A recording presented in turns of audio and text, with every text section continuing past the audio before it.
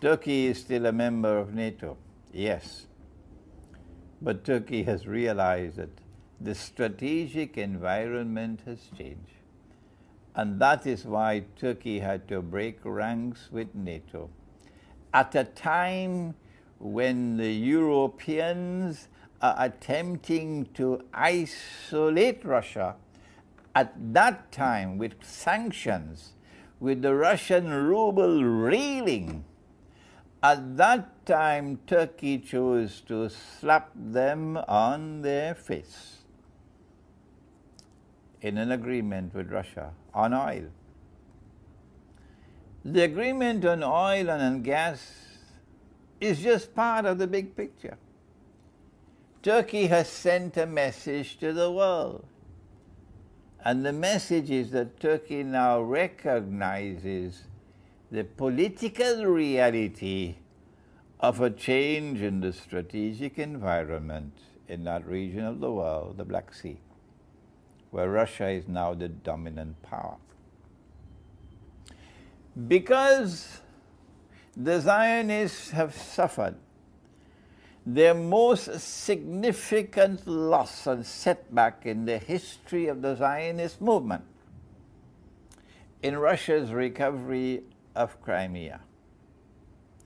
And because time is now on Russia's side, the longer Russia has without a war, the stronger will Russia become. Because Russia can now exploit her control over Crimea to project power in that region of the world, nuclear power. Mr. Putin made the statement, just few words, but they were powerful words. He warned the world, don't mess with nuclear Russia. And the words reached Turkey. And so now I am happy to say to those who listen to me in different parts of the world that the recent Turkish agreement with Russia on oil and gas is representative of a Turkish recognition of reality that the strategic environment in that part of the world has now changed in consequence of Russia's recovery of Crimea. Russia is now going to become more and more powerful every day that passes. Their response has been economic sanctions against Russia, financial sanctions against Russia. Shame on you.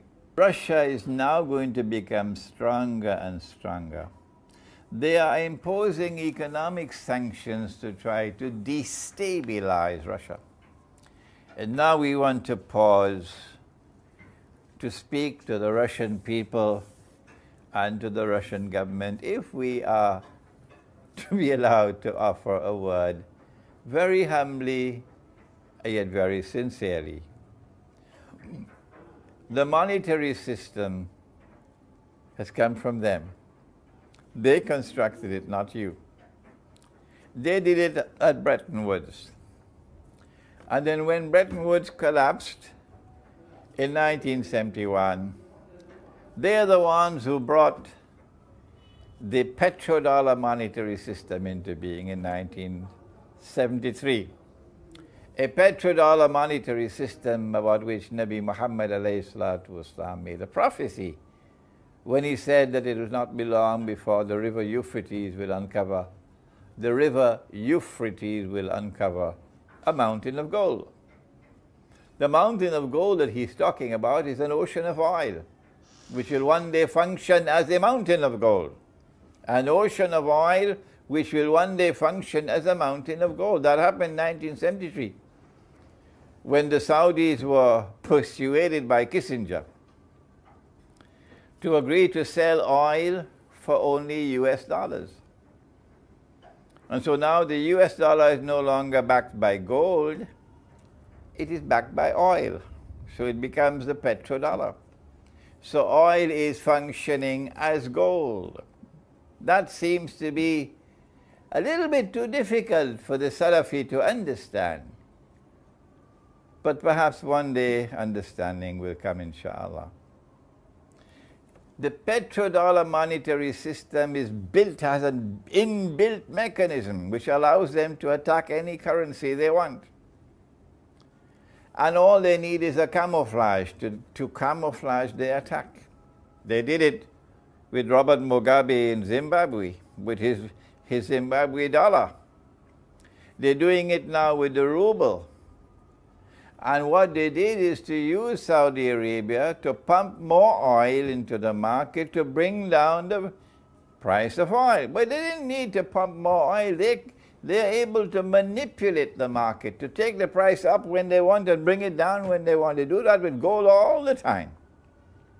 So they do that with oil.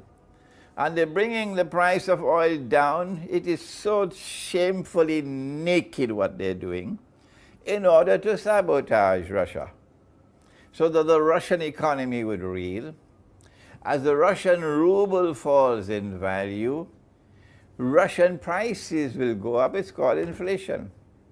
And as the prices keep on going up, the people will become discontented. They will lose favor. The government will lose favor with them, and then you'll have the rioting and so on. You'll have the people demonstrating, which is what they want.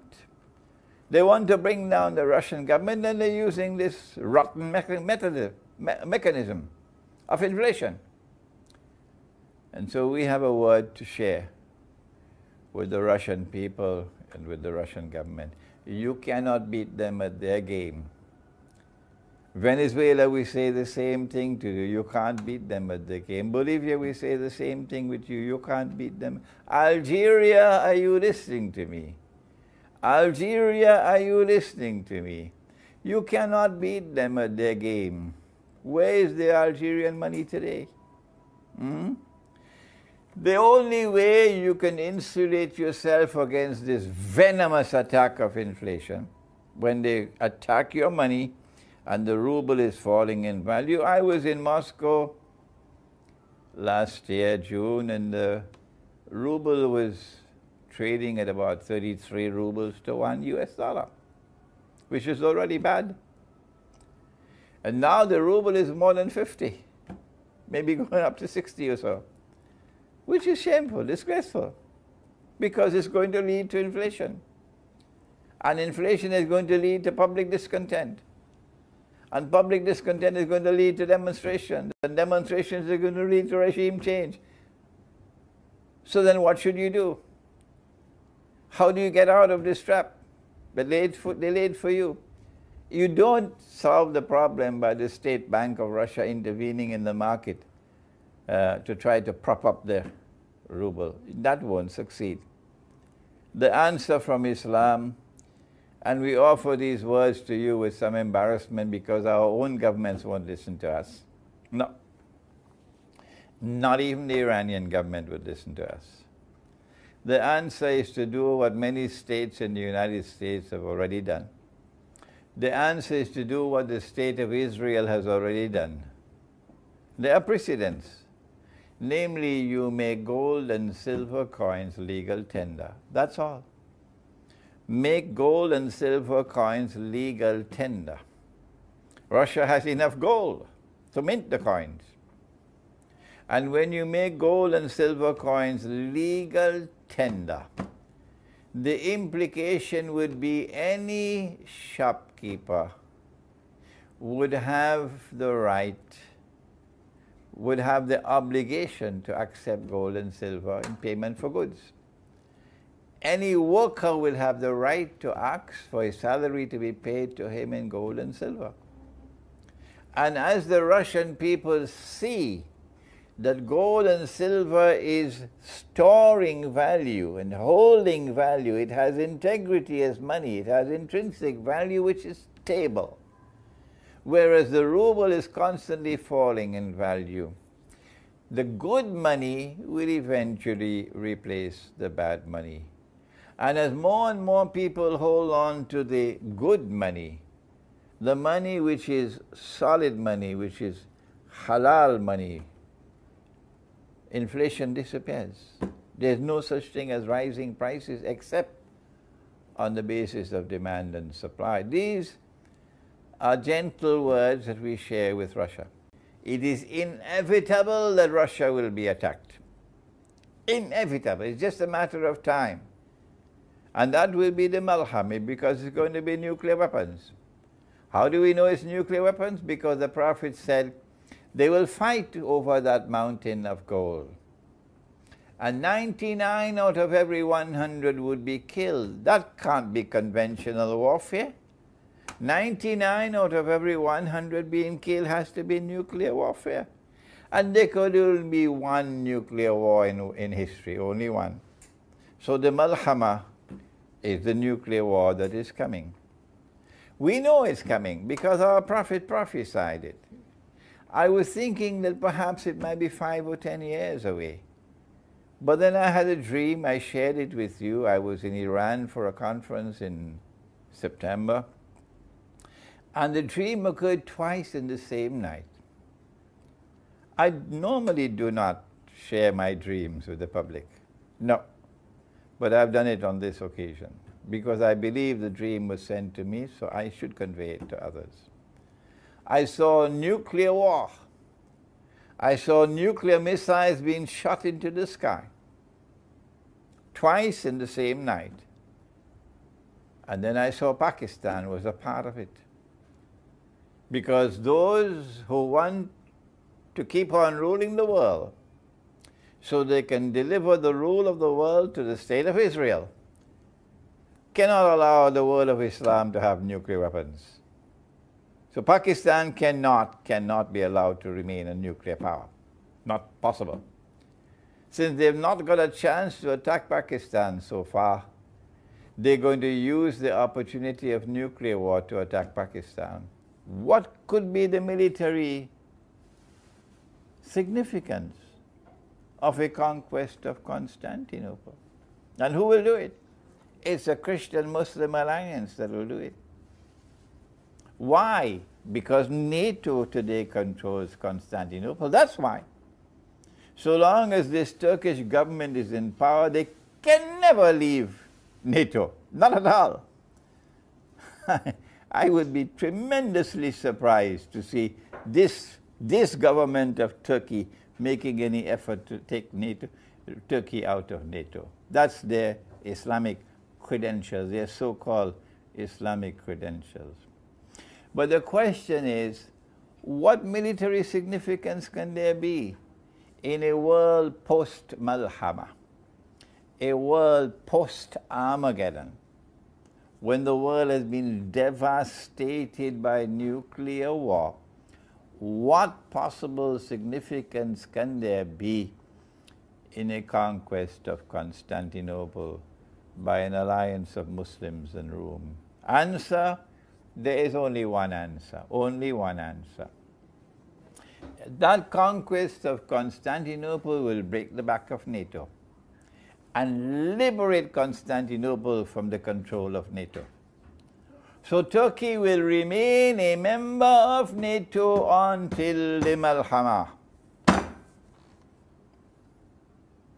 When that conquest of Constantinople takes place after the Malhama,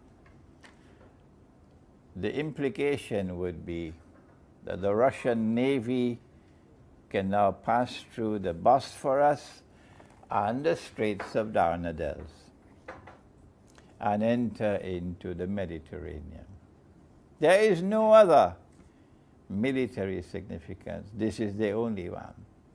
And so we say to you from the world of Islam, to the Russian people, we say to you, the Russian people, from Islam, that Russia will survive the nuclear war. NATO could put that in its pipe and smoke it. Russia will survive the nuclear war.